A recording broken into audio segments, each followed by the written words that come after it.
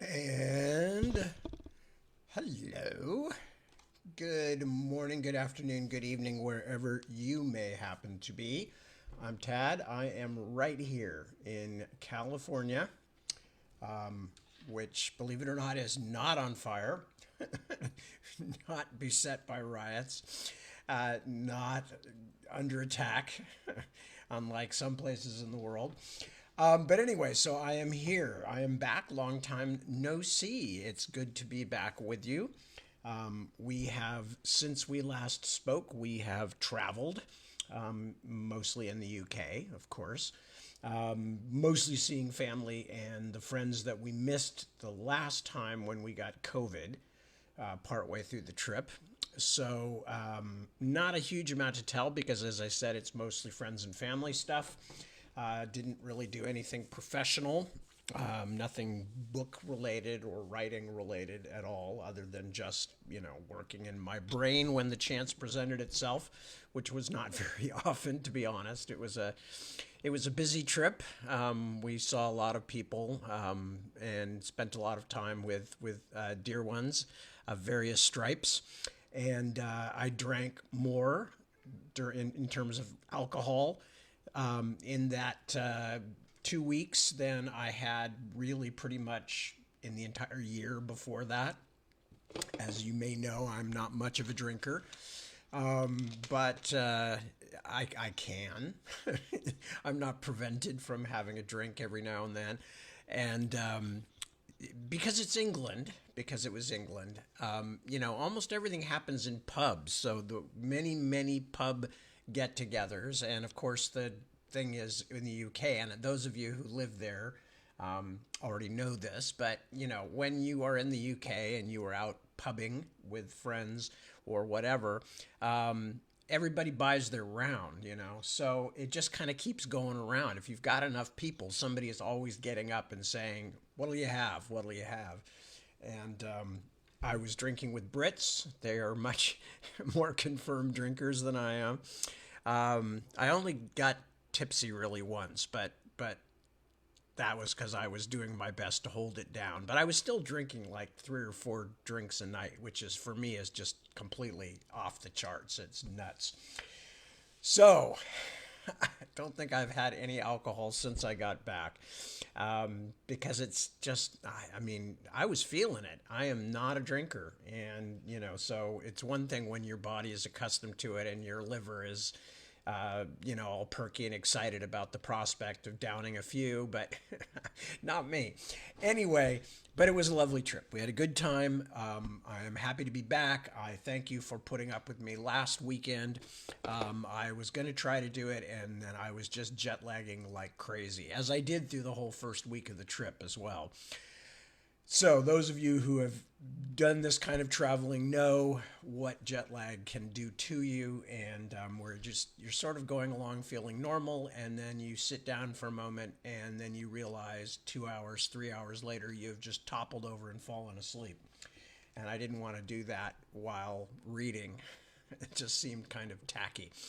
Anyway, so what else is going on? So I am in the midst of the rewriting the part of the first draft, most of the first draft of Splintered Sun, catching up some things that I hadn't done before because I wasn't too sure about how this particular novel was going to end. One of the things about this book is I intend to keep it open ended, but it's not. In other words, open ended in the sense that I can go back to the characters, but not open ended in the sense that you will have to read a second or third book. You can stop after one and you will have received a satisfying reading experience, at least such is my hope. In other words, the main plot of the first book will resolve in the first book. And then this part of the world of Ostenard, this particular time and place in the world of Ostenard, will remain available for future stories if people want more stories. I never know. It's always odd and interesting trying to figure out what people will enjoy. It's not the first thing that I think of when I'm coming up with a story that I want to write, or a series of stories or books that I want to work on. Because basically I have to be excited about the idea. I'm sure that's not surprising to anybody who does any kind of creative work. I have to be excited about it because it's a long slog. I mean, even this book, I've been writing it for over a year. And some of my projects, like the one that I just completed, which was, of course, The Last King of Ostenard, or Ostenard, I don't care how you pronounce it, that that was almost 10 years getting through that, and the first set of Ostenard books was like 7 years. So that's almost 2 decades right there, just on one very long project. Or you can say it's on two projects. It's still a long time. 17, 18 years is a long time. Most people by that point, any project that requires 18 years usually ends sending a kid off to college or something.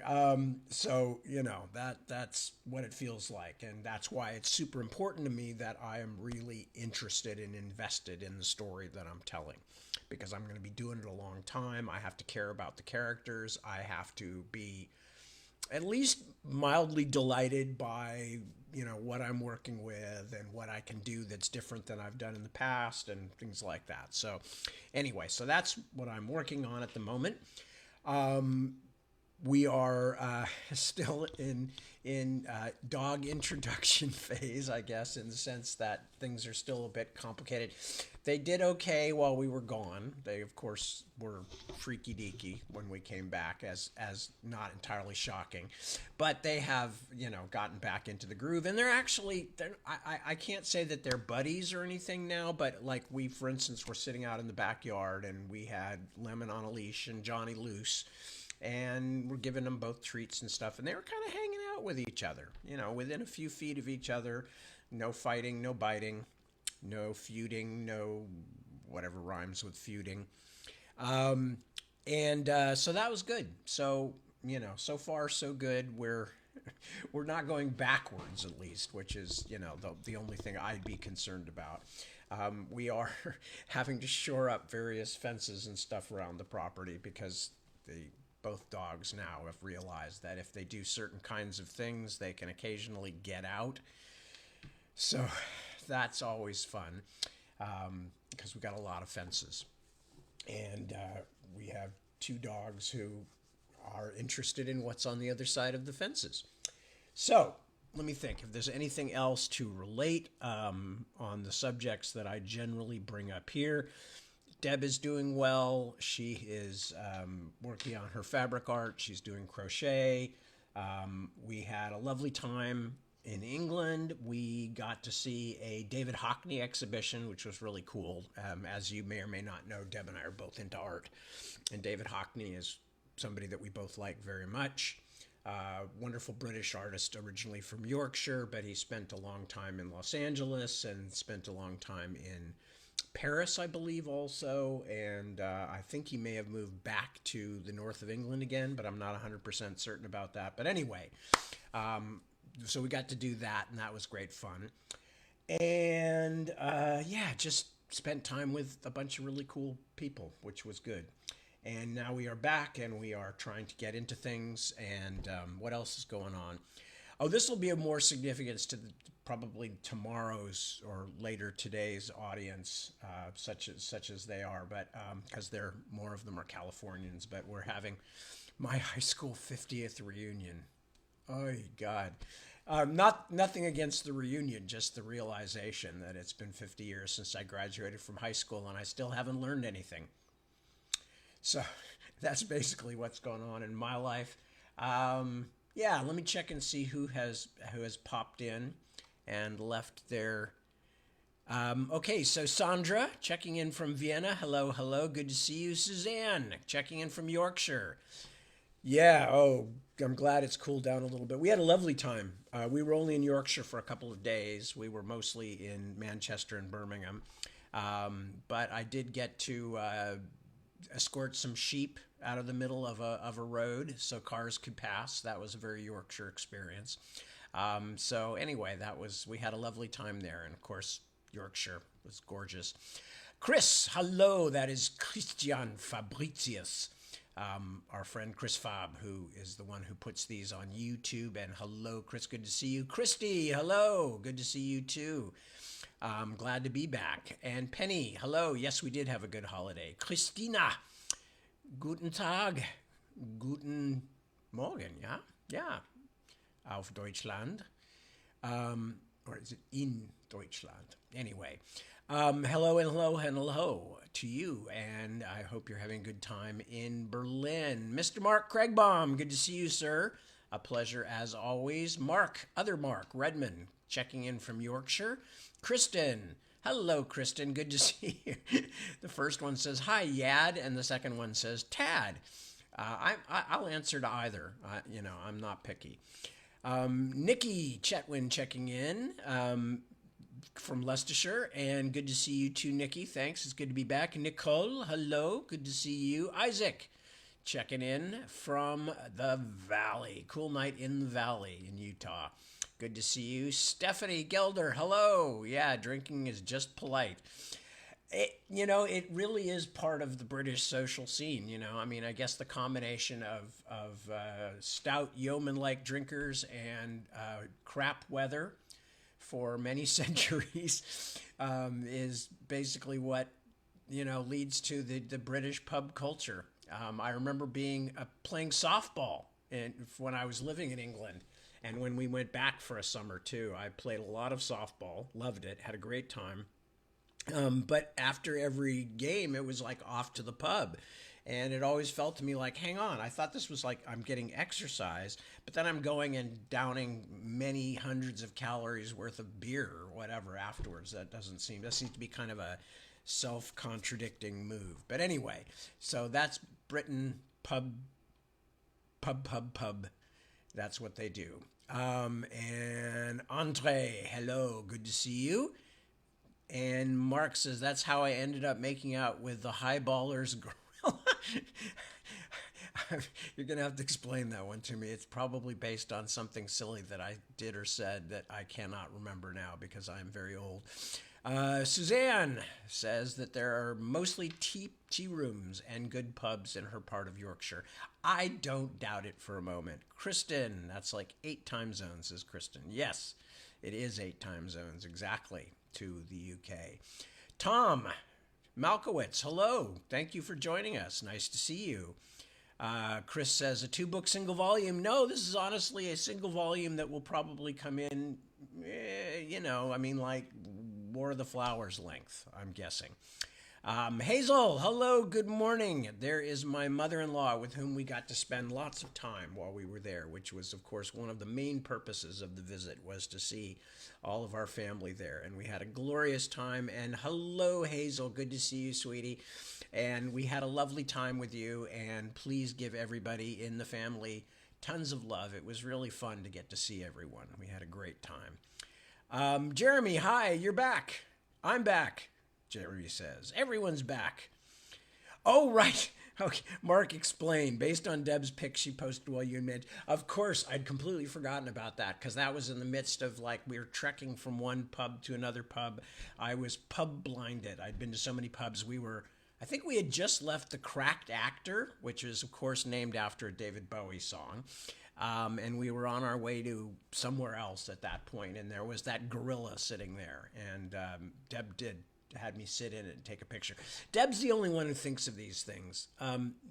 Deb is much better than I am at publicity and, online using social media and all this stuff. I don't even think of it. And Deb just goes like, oh, stop. I need a picture of you. And I'm always like, oh, really? Oh, okay. And I go and I sit somewhere or I stand somewhere and she takes pictures of me.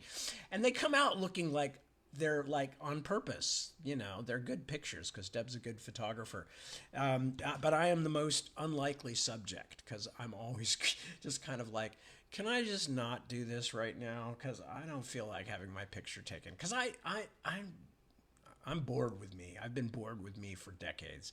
Anyway, thank you, Mark, for explaining that. Of course, I should have remembered, but as I said, I am very old, and as you know, Mark, I have a very tiny brain. As to who had it first, you and I still will have to work that one out. It may come down to a court case of some kind. But my brain is definitely tiny.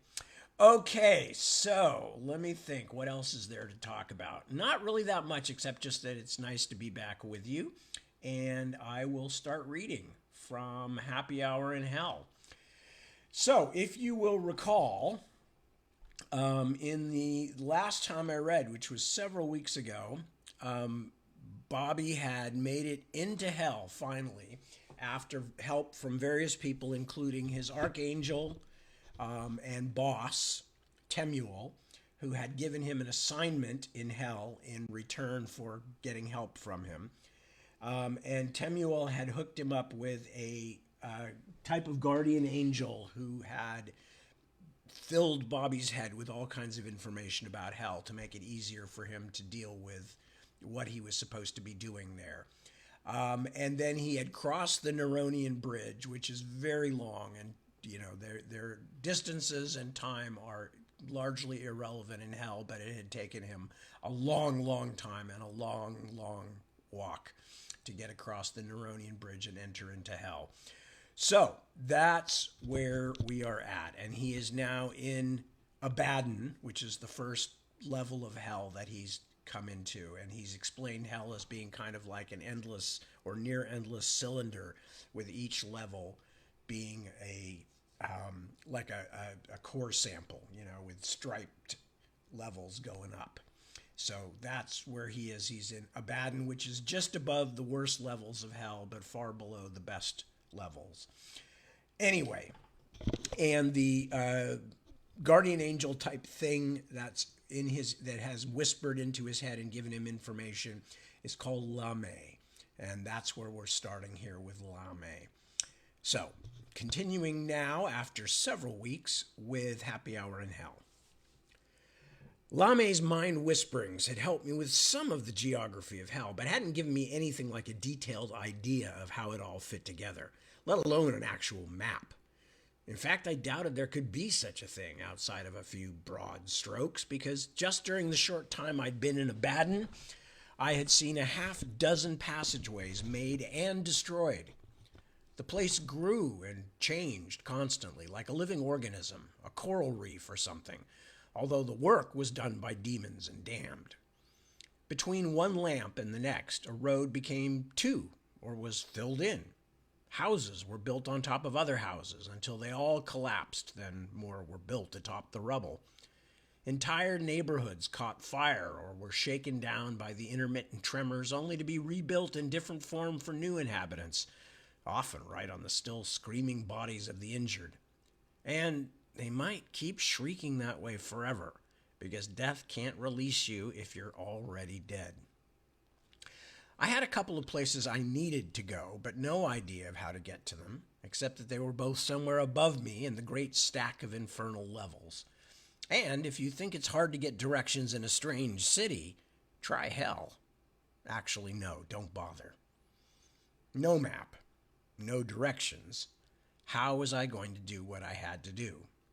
As it turned out, Abaddon had an answer for me. I was standing in a sewage culvert at the outskirts of one of Abaddon's maze of settlements, staring up at a depressingly familiar piece of outer wall when it happened.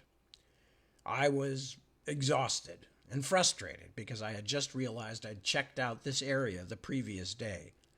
In other words, I'd got lost again.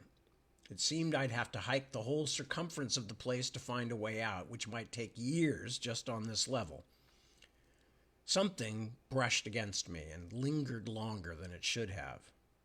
I didn't hesitate. I didn't want to be attacked or solicited, so I swung my arm hard at whatever was touching me. I heard a grunt and something tumbled to the ground at my feet, felled far more easily than I would have expected. I looked down and saw a very small shape huddled below me in the churned excremental mud of the street. A naked creature not much larger than an organ grinder's monkey, hard to separate from the muck underneath. Passers-by were stepping on it as often as over it, some of them huge, some of them with hard hooves. I could hear the little thing squeaking, Not like something crying, but like something desperately trying to catch a breath. So I steeled myself, reached down, and yanked the little bundle up onto its feet. It was only as I turned away again, this small humane act completed, that I saw that the little whatever it was held my weapon stone in his long-fingered hands. The little fucker had picked my pocket, and I didn't even have a pocket. I snatched back the stone, then pulled the thief into an eddy of the crowd where I could look him over. He had big, round eyes, but hardly any nose. His limbs were shrunken and bent with what in the normal world I would have taken for the after effects of scurvy, and he was matted all over with pale hair. He was surprisingly strong, though. I had to keep a tight grip on him to keep him from squirming away. The wide-mouthed primate face betrayed an intelligence that was enough like my own to make my borrowed heart sink inside my borrowed breast. "You stole my rock," I said. He tried to look innocent, but succeeded only in looking more than ever like something that was going to pee on your rug as soon as you turned away. "Nah," he said. "Didn't. Let me go. Bilgebark's calling." His voice was high-pitched, like a child's. "Who's that? Who's Bilgebark?" His dark eyes went even wider. He was astonished by my ignorance. "The minder he is, the big hand, big man. Around Squitter's Row, anywise. He'll come after I'm not back to the works by afters." Something about the way he spoke made me even more certain he was a child. His eyes kept darting to either side, and although he'd quit fighting, his muscles were still tense in my grip. If he couldn't convince me to let go of him, this kid was going to do something to get free, probably something violent, but he was going to try to talk his way out first. I liked that. "What's your name?" I asked. He slitted his eyes as if I'd blazed a flashlight in his face. "Don't got one." "What do you do? Where do you live? Do you have a family?" The eyes crept wider still at this, as though he was having trouble keeping command of himself in the face of such bizarre questions. "Don't got one? Live at the works." He licked his lips, then asked nervously, "You murder?" He saw I didn't understand. "Murder sect?" It finally dawned on me that he was talking about the murderers sect, armed demon guards who functioned like mercenary soldiers. In the more built-up areas, they were pretty much hell's police. "No, not me," I said. "Not murder sect, just ordinary." He tried something new. "Let me loose. Got your rock back, yeah? And I bite." He showed me his grin, which was indeed made up of surprisingly clean, even, pointy little teeth, like you might see in a fish or a frog. But I wasn't letting him off that easily. "I need someone to help me find my way out of here." It was a risk to trust anyone, even a child, but I'd run out of other ideas. "I'm lost." The little monkey boy considered. Although I could see he was genuinely thinking about it, I could tell he wasn't ready to give up on just running for it either. "If you learn to hide your tells better," I decided, "you're going to be good, kid." But then I thought, here? And compared to what? And the whole idea suddenly just made me really sad. "3 spits," he said at last. Once he started to bargain, I knew I had him. We settled on a deal where I'd feed him while he was with me and give him an iron spit at the end, when I found my way out of this level of Abaddon. I didn't have an iron spit, of course, but I'd find a way to change that somehow. "This way," he said, and headed off without looking to see whether I was following. I stayed alert as the kid began to lead me out of Abaddon, in case he was actually leading me to his big friend Bilgebark, who would then beat me to death and relieve me of my prized rock. That was, if you could get beaten to death in hell, which didn't fit in with what I knew about the place. Of course, children in hell didn't really make sense either. I was depressingly sure I had all kinds of disturbing new experiences in front of me. The kid and I didn't talk anymore. He seemed to like it that way. But Monkey Boy kept sneaking glances in my direction as we walked, as if still trying to make up his mind about me. Dogs don't like direct eye contact, and lots of other mammals, including some humans, don't like it either. So I just kept looking forward at where we were going, at the endless passing parade of distorted bodies and unbearably various faces. "Got one," my companion said at last. He was no longer looking at me, but staring resolutely ahead, just like I was. "One? One what?" "Name?" I considered this for a moment. "And what is it?" "Gob." I nodded. I almost said, "Nice to meet you," out of sheer habit, but realized that probably didn't get said a lot around here. Although the street around us was as disgustingly, stenchfully crowded as before, and just as noisy, there was a different quality now to the silence between the kid and me. Something was settled, at least for the time being. I had made my first friend in hell. Sort of. Chapter 14. Sinners for Sale. My eyes were burning and I was spitting out foul dust. We had been climbing through termite nest dwellings on Abaddon's outskirts for a few hours, miles of piled mud, filth, and broken stone, but still hadn't found a way to the next level. "How far until we get out of here?" I asked. "Abaddon? Dunno." Gob contorted his small face into a mask of thoughtfulness. "Never been to the very uppest of it. Long. Far." I cursed. Swearing in hell seemed a bit like coals to Newcastle, but it was an old habit. "And what's beyond?" "Highwards?" I decided he meant upward. "Both ways, if you know." Gob seemed to have decided I was some variety of harmless crazy. It didn't make for loyalty, but like most children, even immortal ones, he was game to hang around as long as things interested him. "Down below Baden, that's Airbus. Black all the time. Don't go there." Erebus, the highest of the shadow levels. Lame had given me enough information to know I definitely wanted to steer clear. Erebus was where the serious mayhem began, the levels of torment and despair. "Above?" "Above Baden? Dunno. Think next is Asdol Metters, where the Sinner Market is." I perked up a little. Archangel Temuel's errand was to someone named Riprash, who worked at the Sinner's Market, which meant that Gob must be talking about Asphodel Meadows, a place which, even though it was in the middle levels of hell, was probably going to be much grimmer than its charming little name. For the first time, I felt a little hope that I might actually accomplish something useful. Kaz would almost certainly be with Eligor in the uppermost levels, far above us, in hell's equivalent of Park Avenue. But if I found Riprash, I could discharge my obligation to my boss and maybe even get some help. "Gob, could you help me find my way to the Sinner's Market?" The kid looked me up and down. With his straggly hair, scrawny limbs, and massive eyes, he looked like an anorexic Powerpuff Girl. "Maybe. Cost you another spit." "Sure." Since I didn't have a single spit to give him at the moment, I had no problem promising a bonus. "Thinking about it," he said as I got wearily to my feet.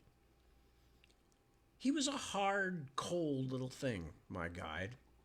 I'd been poking bits of information out of him as we traveled through the narrow, crowded byways of Abaddon. As it turned out, unlike most of Hell's inhabitants, Gob really had been born here. Hell's citizens broke down into three basic types: the Neverborn, who were angels and other high beings condemned here by God; the Damned, which kind of speaks for itself as a category; and the small leftovers called Ballast. Gob was one of these, a child whose mother had been sent to hell while he was still in her belly. She had, by some unpleasant linkage of their souls, given birth to him here, surrounded by screams and horror mask faces, then later wandered off to explore her own damnation. Ballast. The extra weight in the hold of a ship, something nobody bothers to save when the vessel is sinking. That was Gob.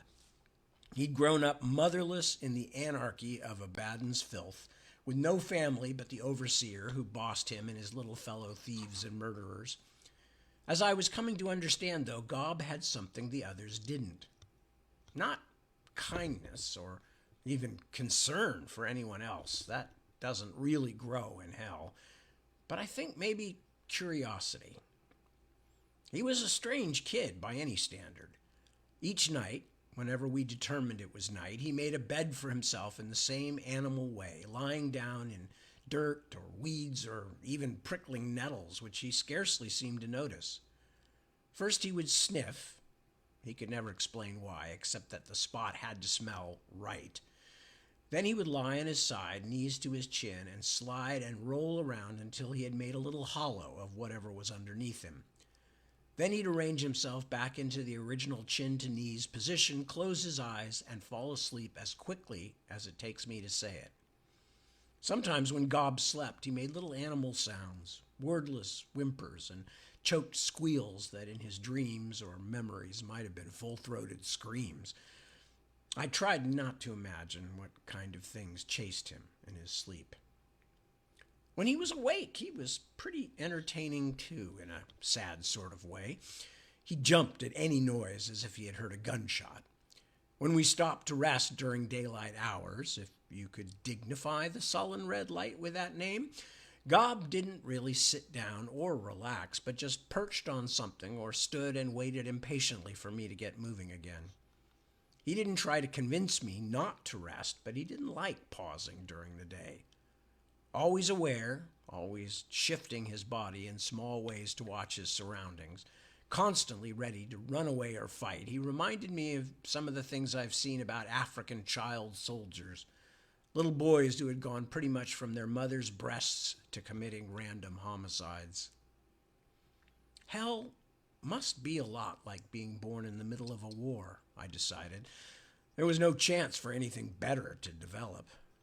I could almost imagine Gob as a little machine, a thing that had survived intact this long because it did exactly the right things and would keep doing those things even if it was miraculously transplanted into some other situation, like San Judas. I'd known a lot of street kids, but almost all of them had something that showed they were human, a shallow loyalty to each other, if nothing else. Hell must grind that out of everyone, I decided. What relationship could survive being worn away over thousands of years of big and little torments? Hell is a big cylinder. Imagine somebody dug a hole down into hardened lava, all the way down to where it gets squishy and murderously hot again. Now, remember those cake tins Grandma Flossie used to send you at Christmas with ugly-ass fruitcakes in them, year after year? Take a near infinite number of those tins and stack them in the hole on top of each other, so the bottom is in molten goo, and the top of each tin is the bottom of the next. That's pretty much the infernal layout. There are cities on every level, but also lots of wilderness, roamed by bandits, monsters, and worse stuff. Remember, it's hell, so they made it big. Even with more enlightened sentencing laws of the last 100 years or so, it still has to hold billions upon billions. And I had to get to the top of it, or near it, to reach Kaz. I knew there was a sort of elevator system, they called them lifters, that ran right up through the middle of hell's layers like the string of a necklace. But that was like knowing there's an elevator in Montana when you're on the Oregon coast. The famous rivers of hell, Styx and Acheron and the others, also provided a way to travel, but first you have to be near a river, which we weren't. So, at least while I handled my boss Temuel's errand, I had to make my way up through hell one slice at a time. Even with Gob's help, it took a couple of days just to find our way to the next level of Abaddon. To my surprise, Gob decided to stick with me once we reached the next level. A dismal wasteland of stone and mud and smoking sulfur so god-awful even the damned avoided the place. There were settlements, of course, but they were like the smallest, poorest, hottest, driest cattle stations in the Australian outback if someone had pounded on them for a week with a 50-ton hammer made of compacted fly shit. Don't get me wrong, Abaddon was better than most of hell, but it was still fucking horrible. I don't know how long we climbed through its levels, from one parched landscape the color of dried shit to another, past ugliness and misery so vast I stopped paying attention, but it must have been at least a week before we found ourselves somewhere different. Asphodel Meadows was more open than Abaddon, perhaps because the great stone ceiling seemed farther away here, and it was certainly less dry and desolate, but it made up for dry with boiling swamps that could only be crossed by walking on bobbing, leathery leaves, some of which looked and were, it turned out, more like Venus flytraps than lily pads. We spent days in the weird twilight swamps, sloshing through mud and kicking our way through thorny vines, dodging murderous flora and fauna, and generally besieged by ugly buzzing insects the size of sparrows. To add to the charm, many of the brackish ponds in Asphodel Meadows were surrounded by the bodies of the damned, purple and bloated, but still twitching. Poison didn't kill you in hell, it just made you suffer and suffer and suffer. What terrible thirst had driven them down to drink from such obviously unsafe waters? I patted the canteen bag Gob had stolen for us somewhere back in Abaddon, which we had filled the last time at a clean but unpleasant tasting spring bubbling up at the edge of the meadows. The bag had clearly been made from the innards of someone or something I didn't want to think about, but right now the water in it was all that kept us from joining those bulging near cadavers, some of them split and venting gases, but still not managing to die. I couldn't exactly feel good looking at these victims of thirst, but I sure could feel grateful I wasn't one of them. I was afraid I was beginning to understand hell. The flat leaves felt as treacherous to walk on as floating plywood, not to mention that plywood doesn't bite, but it kept us out of the frothily poisonous water. The fly traps generally left us alone. We were probably a bit too big to digest, but a few of the bolder ones decided we were worth a try. I pulled Gob out of one of them as it folded on him, just before the pencil-sized spines that served as the thing's teeth sank into his flesh. His leg was all covered with hissing goo. The stuff splashed me as well, and it burned like battery acid. When we staggered off the last leaf a few moments later and onto a patch of comparatively dry ground, we immediately threw ourselves down and rolled in the mud, like water buffalo, desperate to stop the pain. It took a long time to rub the toxic sap off us, but even so, Gob barely made a sound. It was obvious that the crybaby got kicked out of most people down here pretty quickly. Out of the swamps at last, we climbed talus slopes of spiky, salty crystals and even staggered through a forest of dead trunks in a flurry of caustic snow. Yes, it snows in hell. All that until hell freezes over stuff is nonsense. It snows in hell all the time. It just isn't frozen water. I won't spend a lot of time talking about it because it's disgusting, but I traveled through quite a few snowstorms in hell. Some of them were acid. Some were flurries of frozen piss. Some of the things that piled up in drifts as we staggered through the gusts weren't even liquids, but all of them stung. By the time we'd slept 3 or 4 more times, the empty spaces of the Asphodel Meadows began to resemble something a little closer to their name. Dark, boggy moors covered with pale flowers. Fog crept in as we squelched across them, eventually obscuring the landscape almost completely. In the mist, I could see shapes, many of them upright, but if they saw us, they never let on. Instead, they wandered among the asphodel stalks, plucking the gray blooms and stuffing them in their mouths as tears dribbled down their cheeks. Eventually, I managed to work out from Gob's answers that everybody in hell ate the asphodel flowers in some form, baked into bread or flat cakes. I'd had a few of these. They were bland, even bitter, but mostly unremarkable. But that those who ate the flowers raw experienced the sins of their lives over and over, like a bad acid trip. Worst of all, though, was that the more they consumed and the more they wallowed in their own terrible mistakes and cruelties, the more of it they wanted. The few asphodel eaters I saw up close had staring eyes and twitching fingers like Hieronymus Bosch crackheads.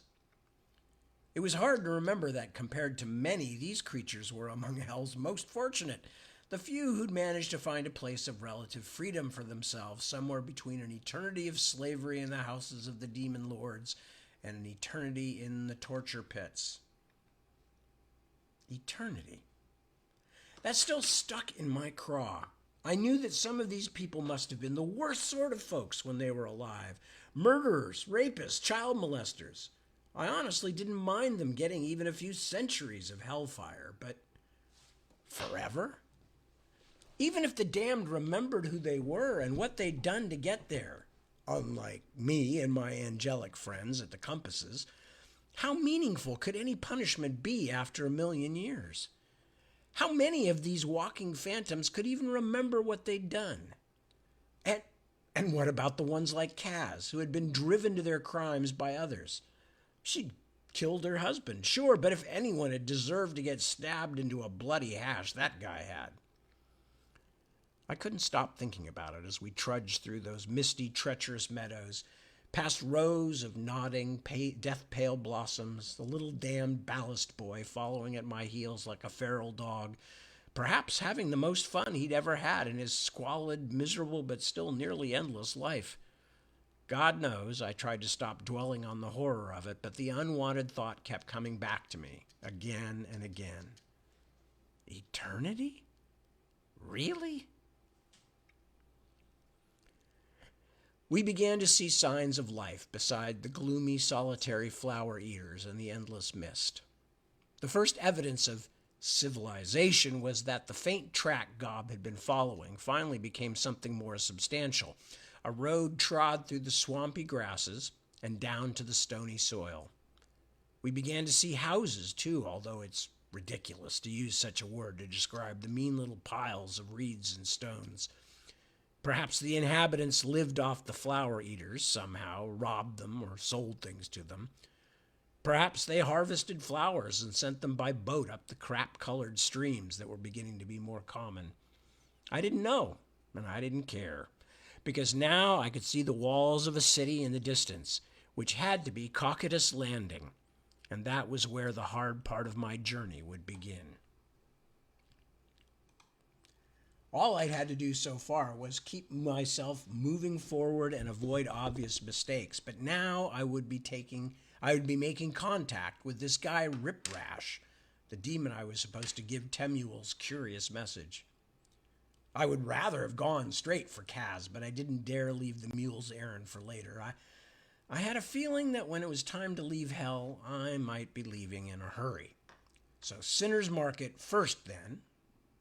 If I survived, then on to Pandemonium, the capital of hell, a mere few hundred levels or so straight up, the demons and freaks getting thicker around me with every step. It took us half a day to find the ford over one of the Cocytus's last tributaries, a narrow spot where bug-plated demons pulled an ancient barge back and forth on ropes across the steaming river. When I couldn't produce any money for the fare, one of them kindly offered to take Gob instead, but we settled on a small cup of my blood, which they acquired with a quick slash of a dirty blade. My demon blood looked blacker than human blood, but that might just have been the weird light. If I'd thought Abaddon was ugly, I was going to have to find a new word for Cocytus Landing, which looked like it had been discarded next to the river by some glacier with a grudge. You've heard of shanty towns, right? Well, Cocytus Landing was pretty much a shanty city, as cheaply and dangerously constructed as the meanest hovels of Abaddon, but on a much grander scale, a monstrous, multi-level walled slum centered on its river docks. The first difference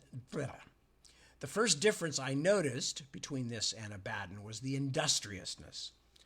Not Everybody was working, of course, but a major chunk of the populace seemed to be doing something, whether hauling spiky logs on creaky wooden carts or whipping the slaves and other beasts of burden who pulled those carts, or loading and unloading the bizarre ships that bobbed at anchor all along the docks.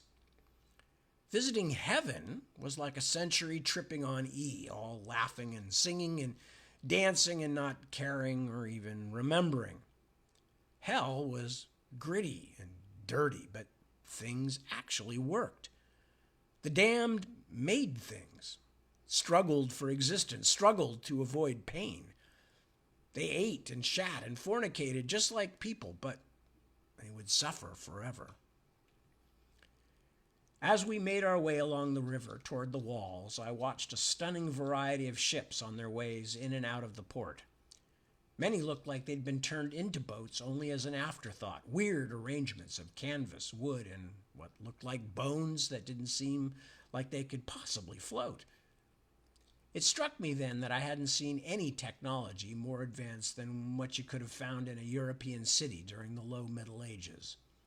All work was done by the brute strength of laborers, occasionally aided by the power of water or fire.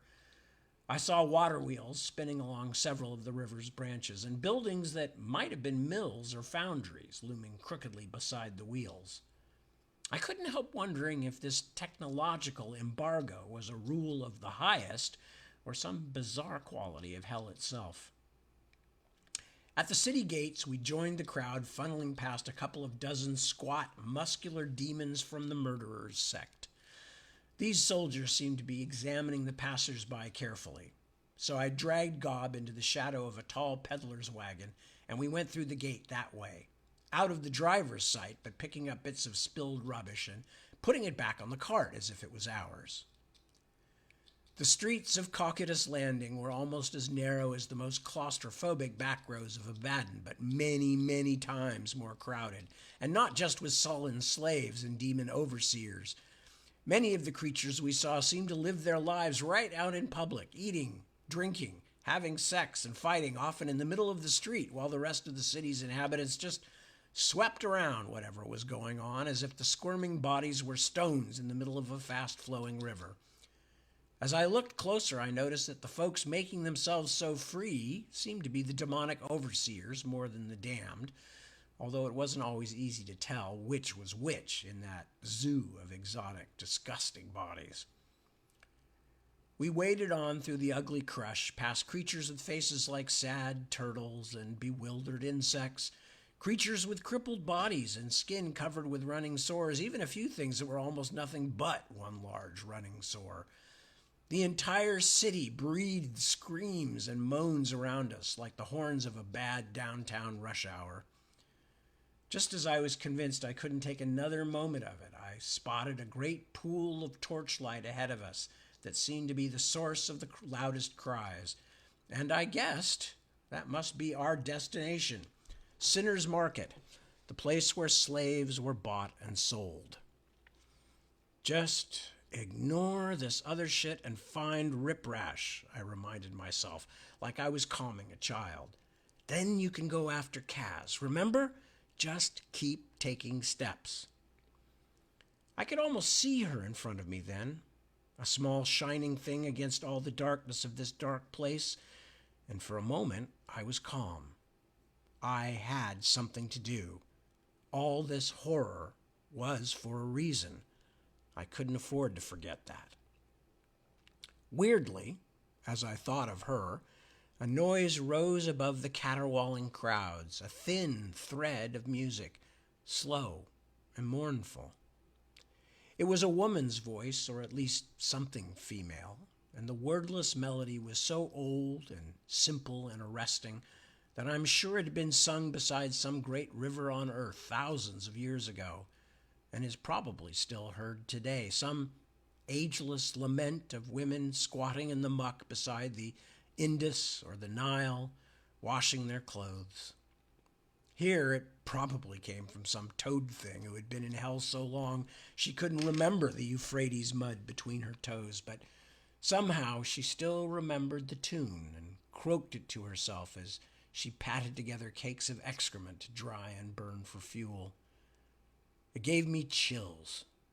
It was the most human thing I'd heard either in hell or in heaven, and for a moment I almost completely forgot where I was. Then somebody got angry and poked out someone's eye right next to me, and the moment was over. The Sinner's Market is about as nice a place as it sounds. It's largely held under the roofed perimeter of a ruined and ramshackle stone coliseum, although during my visit the huge open area in the middle was being used as well. What was sold in the market was, well, sinners, to be used as slaves. Most of these shackled damned were already slaves and would go from one kind of specialized slavery to another. But just because these were valuable possessions, many of whom had been trained to do specific jobs or even physically altered so they can do them better, didn't mean they were treated well. I had been seeing how the ordinary folk of hell treated each other, and it was truly horrifying. But now I was seeing what organized cruelty looked like, and the sheer weight of hell as an institution suddenly became clear to me. I would see worse things in hell, and God knows I'd suffer worse things, but nothing ever stepped on my spirit as badly as those first few minutes in the clanking, begging, wailing, and roaring of the Sinner's Market. It was like coming to the end of some very long scientific article and then finding the summary. The universe is shit. We asked around about Rip Rash and at last got an answer from a cold, cat-eyed female creature whose slaves all looked like children or other small, innocent things. As I walked past, they set up a pathetic wailing from their cages, pleading, barking, mewing. As the she-demon impatiently told me where to find Rip Rash, I couldn't help noticing that God was keeping his eyes very focused for once, watching me and nothing else. Maybe the bruised and bleeding children in cages hit a little too close to home. Halfway around the lopsided stadium bowl, we found the large stall the cat thing had described. A crude sign declared Gag Snatch Brothers, dealers in offal and slaves. I guessed that the Gag Snatch Brothers must be the single obese body with two arguing heads that were bickering with each other and several other demons at the rear of the stall. I didn't want the owner, though, just his overseer, so I made my way through the crush of stinking bodies, doing my best to ignore what was actually going on as I looked for Temuel's contact. I found my quarry attended by several smaller demons as he inspected a crew of newly arrived slaves, creatures whose humanity had been so thoroughly tormented out of them that they made no whimper and didn't even look up, but just crouched in the dirt, wheezing. I couldn't help thinking that if the infernal adversary himself were defeated this afternoon, there would still be work here for 1,000,000 angels, for 1,000,000 years, just to begin to repair the damage. As it was, though, the highest apparently wasn't feeling too disposed to mercy, or the adversary was truly beyond forgiveness. Either way, nothing was going to change here until the end of time. Rip Rash was a massive ogre, twice my size, with huge flat toes and fingers, and a face that would have been phenomenally ugly even without the scar, which I'll describe in a second. He was hairless except for bristling brows, with a smashed gourd of a nose and huge blocky teeth that looked like they could crush stone. But the scar was really something else, if scar is even the right word. Rip Rash had a gouge chopped into his head from temple to nose that had obliterated one eye and covered the socket with scar tissue. I say chopped because the weapon was still lodged in there. An axe blade, it looked like. I could see the dull chunk of metal resting right in the meat of the ogre's brain because the hole in his skull had never closed. You get the point. Rip Rash wasn't pleasant to look at. I waited until he stopped growling at his underlings. 2 of them turned and scurried away, but the third hesitated. It was a hairy little thing, like an upright and slightly pear-shaped cat, with an unpleasantly near human face, and it was looking right at me.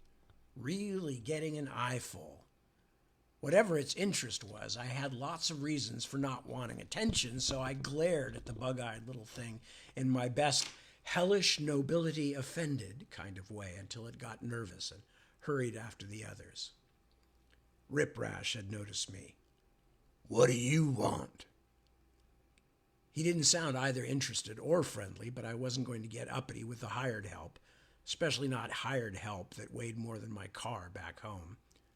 Lame's implanted memories suggested I now looked, or smelled, or whatever, like middling hell nobility, a sort of white-collar demon.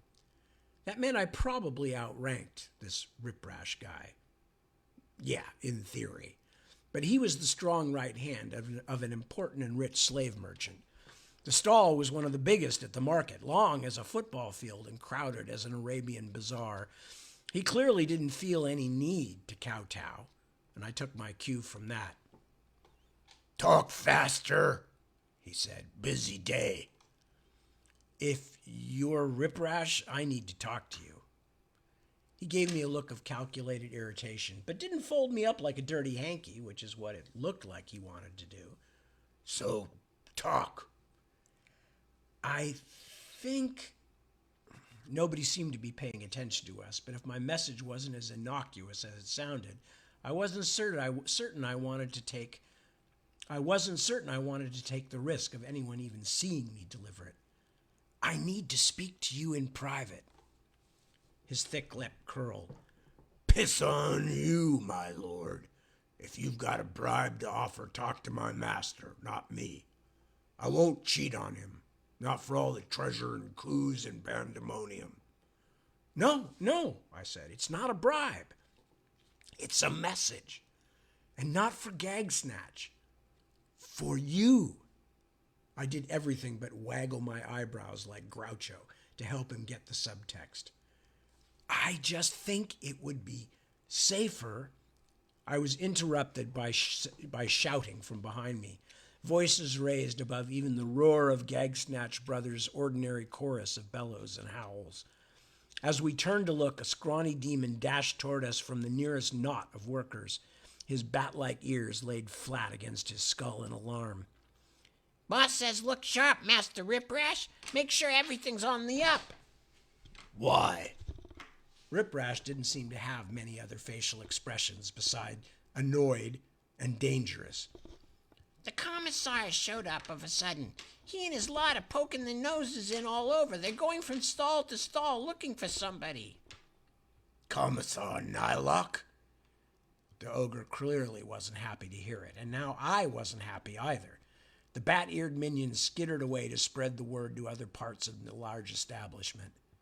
"What in the name of Astaroth's swing utters is he up to? Old Flaps and Scratches usually doesn't make a show of himself till later in the season, when he comes for his tribute." Now the stir had become more general as a few helmeted murderers' sect guards came swaggering into the stall at the far end. When I quickly turned away again, Rip Rash was looking at me. He must have seen the panic in my eyes. "You don't want to be seen by murder sect, do you?" His remaining eye roved from me to little Gob and back again. "Not a friend of the commissar's, I take it." I didn't dare say a word, because almost anything I could say suddenly struck me as potentially the wrong thing. Heavily armed demon soldiers were shouldering into the stall in bunches now. The slavers and even the slaves had fallen silent, nobody wanting to attract attention. And there was no way I could walk out again unnoticed. This wounded giant had my immortal soul in his huge hands, and there was nothing more I could do. "Over there, then." Rip Rash folded a giant hand over my shoulder and shoved me into a stumbling trot toward the back of the stall, where all kinds of cages had been dumped. Most were empty, but one was so full of slaves that arms and legs stuck out between every bar, and even the growing sense of terror settling over Gag Snatch's establishment had not stopped their quiet noises of pain. "These need to be washed. Nobody with sense will want to look for you there." The ogre fumbled a huge key out of his ragged garment and threw open the door of the cage. dealt bone-breaking blows to the few prisoners foolish enough to try to leave, then shoved me in. Gob scrambled in on top of me. I say on top because there was literally nowhere else to go. The entire cage, not much bigger than an old-fashioned phone booth, was crammed with the hideous, filthy bodies of damned slaves. They were so beaten down I heard only a few snarls of complaint as I pushed as far into the middle as I could get. By the way, I'm only going to be reading like another minute or so. I'm almost finished. The 2 or 3 prisoners who had been displaced by my entrance were only too happy to move back to the bars and the comparatively fresh air to be found just outside of a slave cage in the middle of hell. I got into an awkward crouch so that I had less chance of being crushed and a slightly better angle to see what was going on.